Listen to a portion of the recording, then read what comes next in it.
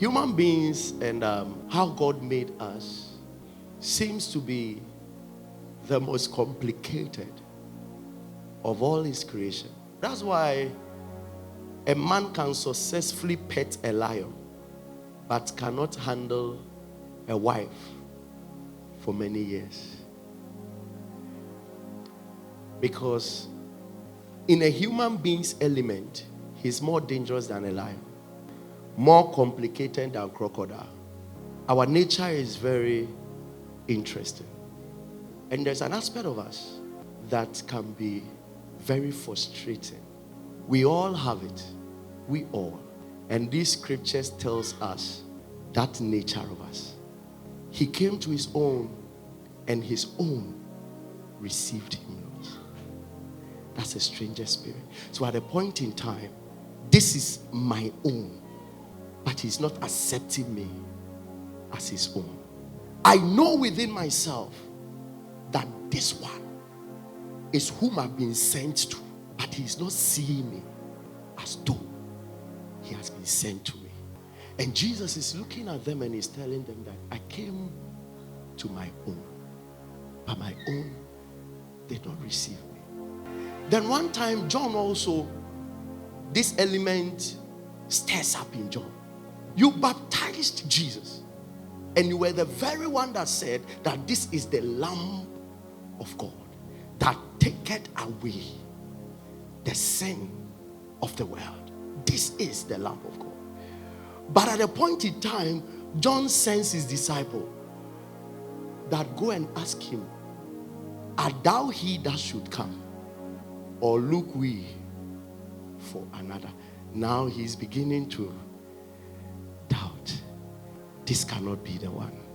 And then David is prophesying and he's talking about how he is now a stranger to his own mother's children. People of God, there is a tendency of this spirit visiting every relationship and every marriage at a point in time. It's a spirit that begins to show up, and then suddenly different signs is seen in the one that you trusted, and you felt that he or she was your own and everything is fine, and you have years to live together, and you have a lifetime to enjoy life. And then suddenly some few signs begins to show up that makes it very glaring that it looks like the person doubts that you are the one. He said, are you the one, or look we for another? And this a particular spirit that visits every relationship. I can boldly tell you that every person that has been married for more than 1 week has encountered this spirit. If you have been married for more than 1 week, you have encountered a spirit that makes you feel whether you chose the right person. It's a particular spirit that hovers through relationship. It's the strangest spirit. At a point in time, it starts to trigger things. I'm coming to teach you some of the triggers of this spirit that begins to move within your partner or sometimes within yourself, and the agenda is to make sure that at a point you lose that bond, and then that connection that makes the two one is broken. So both of you may even be living in the same house, but you are still strangers. There are people that sleep on the same bed, but they are still strangers. There are people in relationship now, they are still strangers. There are people who are married for 10 years, but have been strangers all this while. When I start talking about the triggers, you yourself, you know you are a stranger in somebody's life. Nobody has to tell you you are a stranger in somebody's house. And one of the most frustrating and embarrassing thing a human being would ever face is when the spirit hijacks your relationship or your marriage. It makes you feel worse of a human being. It makes you feel unwanted. Some people get depressed. Some go ahead to want to hurt themselves, kill themselves, or even kill their partners. Some develop inferiority complex because they don't feel accepted. How would you know that the spirit of the stranger has visited your relationship? The first trigger is when you begin to ask yourself this question: what do we have in common? And you can't find an answer to it. When you ask yourself this all-important question, what do we have in common? And sometimes you are boasting about your partner on your status, Facebook, social media, Twitter, Instagram. Your family knows about the person and your friends know about your partner. But the day you sit down to be real to yourself and you tell yourself, now let me write down what I have in common with my partner, that is when you realize that the work of the stranger has begun. It's very deceptive. Sometimes you and your partner will be wearing the same clothes, but you are never common in ideas. Most of the relationship, the thing they have in common does not really matter and doesn't add any value to the relationship. And it will later bring the relationship to a very low slide because the things they had in common did not have the power to keep bonding them to the end. When what you have in common with your partner does not have an affection power, then sir, you are hanging around with a stranger spirit, and very soon it will manifest and cause a relationship to explode. There are some of you, what you have in common with your partner is hip life. What you have in common with your partner is going to nightclub. You both like nightclub. That's what you have in common. So in the days of relationship, you think this can sustain a lifetime journey. It can't. What you have in common is whiskey. When you go and meet a whiskey, you fight with him and give me one glass. Let me show you that I won't booze. I will show you I won't booze. What you have in common is the ability not to booze. And these are things that does not have a bonding power. Listen, there are things that you can have in common with your partner that even if you separate for 1 week, you can't stay separated. Because that thing you have in common is a glue that has the power to glue two of you to a point that you cannot go your separate ways. So you see, when you say, oh, what do you have in common? He is born in October. I'm also born in October. Yes, it's Tuesday. I'm also Tuesday. The things people have in common, it will amaze you. And they genuinely believe that one will sustain the marriage. They really believe that it can sustain a marriage. And sometimes the spirit of the stranger will be watching you and be, hey, go ahead. But there are things that you must begin to look out for. Our faith. Do we both fear God? So that when God speaks, I will shake, she will also shake. Do we both fear God? Do we have something like that in common? Where am I moving to? Does this person share my vision? So that at 1 a.m., if my vision is keeping me out, she will still not be worried. Because she shares the same vision. What do you have in common with that partner? If it's a shallow commonness, very soon you will be strangers. There are some people genuinely what you have in common is movies. Listen, don't laugh. It's true. Or share series where we are no passing amount. Now so we are no matter 1 hour, no matter discussing. That's what you have in common. But I tell you, movies will follow you in your matrimonial home. There are things that does not sustain marriage. You know, I've been married to Lady Mercy. I have never seen that lady sit down and watch a movie. She has not done, within the 3 years, I've not seen her once sit down and watch a TV. I will not even say movie, TV. I've never seen her once. I am saying once because it has never happened. Because at a point in life, these things cannot sustain you. At a point in life, life is sustained by more heavier stuff than these things. Some of you are expecting to marry somebody, you don't even know the person's worldview in life. What does the person see life? You don't even know. But you are basically going to marry. What does the person think about homosexuality? You don't care to know. What does the person think about domestic violence? You don't care to know. What does the person think about abortion? You don't care to know. So you have been moving with somebody, you don't even know the direction of a person's thought about what life is all about until you both marry and then you begin to face the realities of life. It comes boldly to you. When there are times that there is not even 10 CD at home, then the realities of life become so plain and you have to face the person's view about life.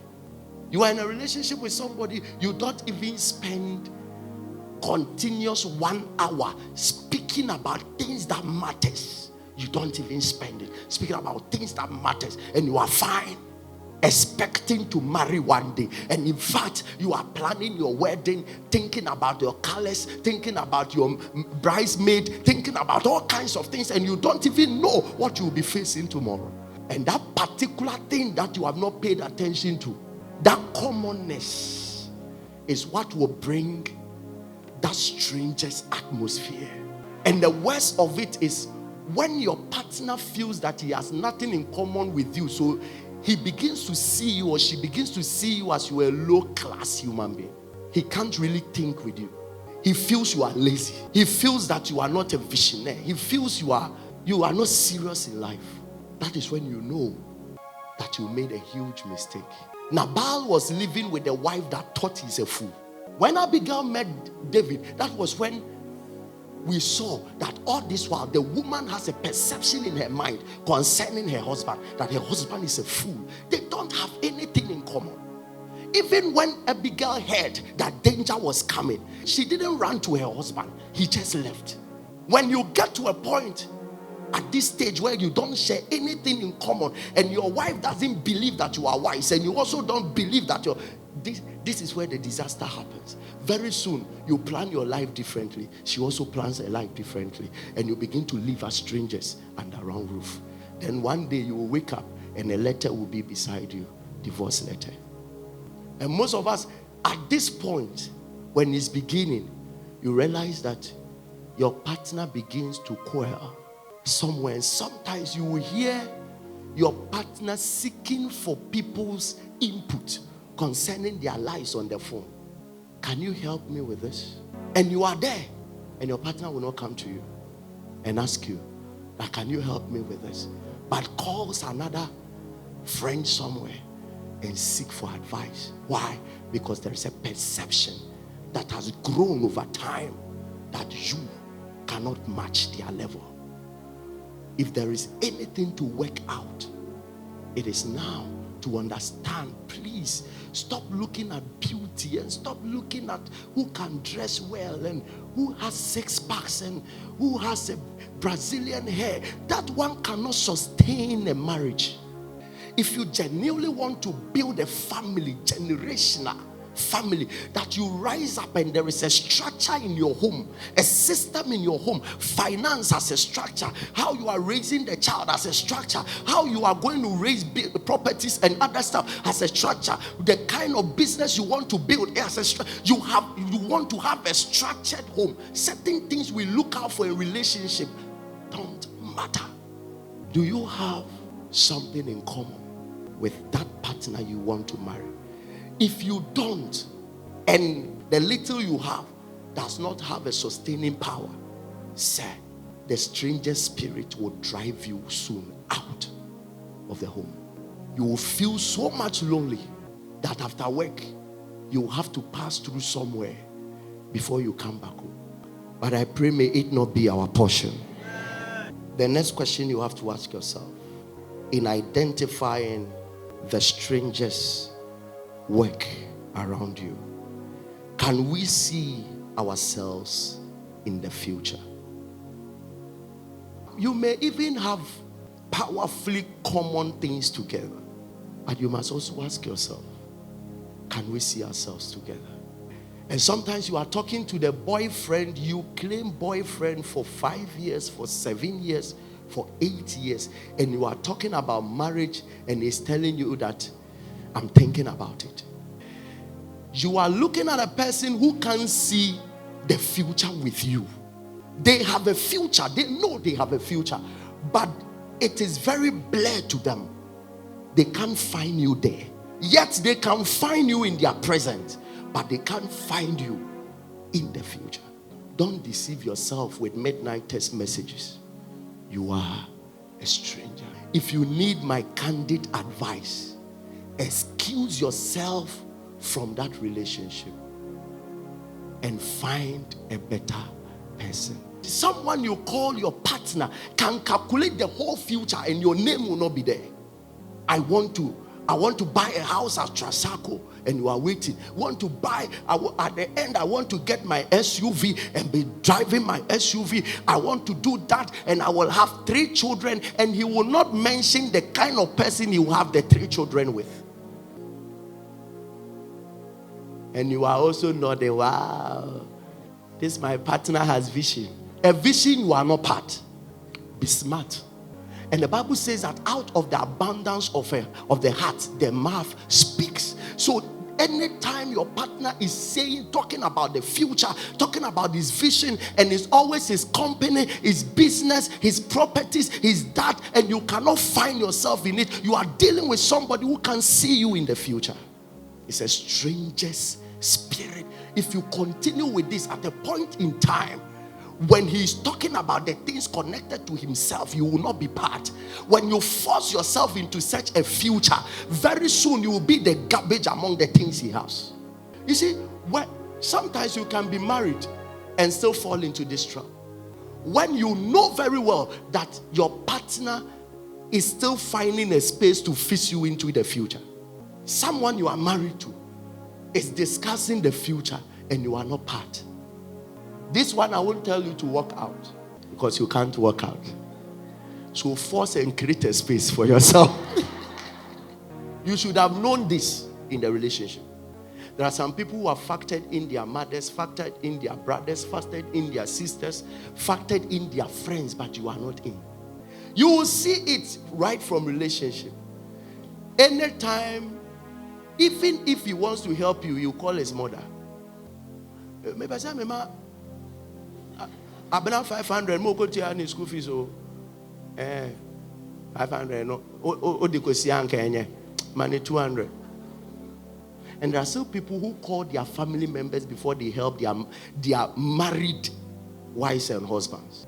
I will never say they are fools.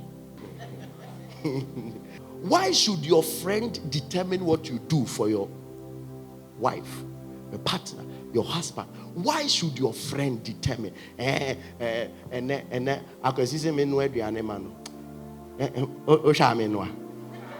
Oh, brah, sister. If you are very deep, you have to create a space for your partner. And if you really mean a lifetime journey for your partner, in your thoughts into the future, you must find a space. And his or her space must be a huge space that only him or her will occupy. But I'm warning you, if you are dealing with somebody who is not finding a space for you, child of God, run for your life ministry.